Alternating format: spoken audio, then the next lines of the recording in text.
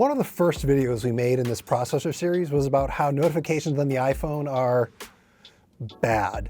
And like I said last week, oh my God, I think they might have fixed notifications in iOS. But here's a question. Did they? Now, all the caveats at the top. One, I'm feeling kind of sick, so give me a little bit of space to have a terrible raspy voice. Two, this is the developer preview. It's not a public beta, it's very, very early, so we might see bugs, and this is definitely the furthest thing from a review. Also, last but not least, since this is such an early preview of iOS 12, it's possible that some things might change between now and when it comes out in the fall. Got all that? Cool. Cool. So this is the big one for me. With group notifications, your notifications are, grouped, and they're grouped together by default app by app. So when you have a ton of notifications, it's much faster to sort of scroll through and parse through what is and isn't important. Before, on iOS 11, your notifications were just one giant, big, unsorted list. And honestly, it felt like scrolling through Twitter. And if your operating system feels like Twitter, you're definitely doing something wrong. Anyway, the reason that group notifications are interesting is they don't just group app by app, but they can be grouped within an app. So for example, with messages, all of your different conversation threads can be different groups on the lock screen. Now, this could be a potential for abuse if, like, say, a news app wanted to send you lots of different groups and you really only want, like, the top stories or something. We'll have to see what developers do with it. So this is all incredibly helpful, but I don't know yet if it goes far enough for me. So for example, in a group, you can only see the most recent notification at the top. You have to tap in to see the rest of them. And I'd like to see kind of a summary of everything that's inside there. But whatever, you can swipe a group away all at once, and that is so much better than what we had before. I'm just pleased to see that Apple did something. Even more important to me is that now, finally, when you get a notification, you can jump to edit that notification settings directly from the notification itself. And this is huge. When you get a notification, you can swipe over and tap the Manage button, which brings up a new panel that Apple calls the Quick Tuning UI. And there are a few options here: Deliver Quietly, Turn Off, and Settings. Basically, what these buttons do is set up a preset group of notification settings. So when you tap Deliver Quietly, it sets up the following things. It sets notification to go to your notification center and not the lock screen. It turns off sound and vibration, and it also turns off banners. If you tap Turn Off, it turns off notifications. But look at that Turn Off button. You notice that there's a ... on it? That's because if you tap it, it brings up another panel. And on that panel, there's a button to turn off all notifications, which is probably what you want to do. But some apps will give you another button that will take you to that app's in-app notification settings. And the reason that's there is, like, an app developer is annoying you. Apple wants to give them the option to have you go into the app and tweak the settings instead of turning notifications off altogether.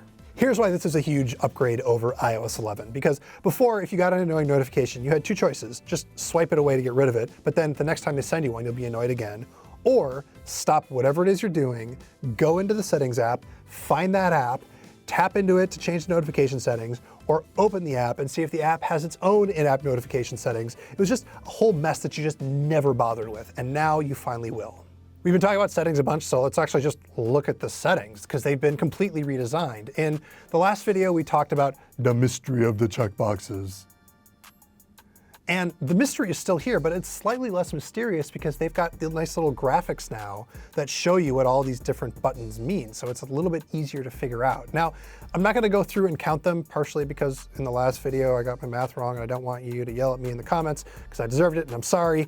But suffice to say, there's still a ton of options here. They're just easier to understand now.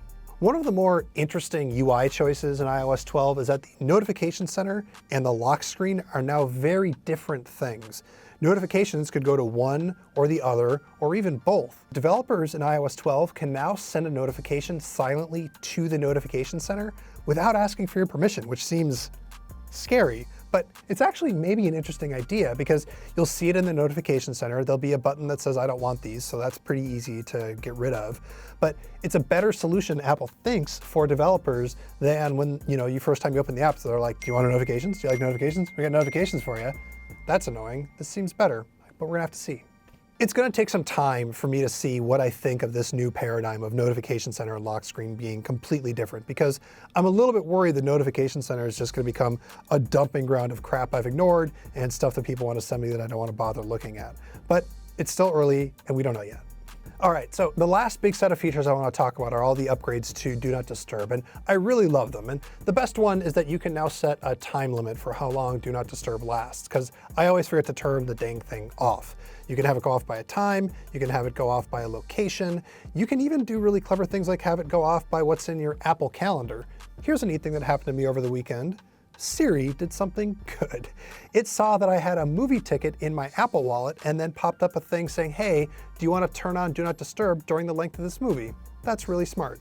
Another thing that's really neat is the new Do Not Disturb at bedtime. Basically, you turn it on and it hides notifications on your lock screen, which seems like a small thing, but then when you wake up in the morning, the first thing you see isn't everything you missed, it's like the weather, and that's nice. I like to wake up and just see the weather. That's nice. Thanks, Apple. You're so nice. That really seems insincere, but I mean it. Last but not least, there is this new screen time feature which shows you how much you use your phone, but there's a lot going on in there, and so I think we're going to wait until the full iOS 12 preview to really get into it. I am super happy that Apple is finally giving us tools to deal with notifications, but I just don't know if they're the right tools yet, or maybe they're instruments. Whatever. Anyway, the point is, this is an early developer preview, and so it's too early to review, and honestly, that's why I'm not comparing it to Android yet, if you've been waiting for that. I want to wait until these things are a little bit more developed. What I do want to do is talk about what I think has happened, because I think Apple's philosophy around notifications has very clearly changed. It's no longer enough to just try and keep it simple. Think about all of the abstract concepts that you have to understand now to deal with notifications. Notification Center versus lock screen, temporary banners versus persistent banners versus app badges. You need to understand the difference between the main notification settings and the in-app notification settings, and I could just keep going here. But what's funny is iOS is supposed to be simple. This doesn't seem very simple. That's the point. Notifications are just plain hard and complicated, and that's the way that they're going to be from now on, and Apple finally had to admit that. Back at WWDC, one of the Apple executives told me a story about Steve Jobs. He said that Steve used to liken user interface to a Pixar movie.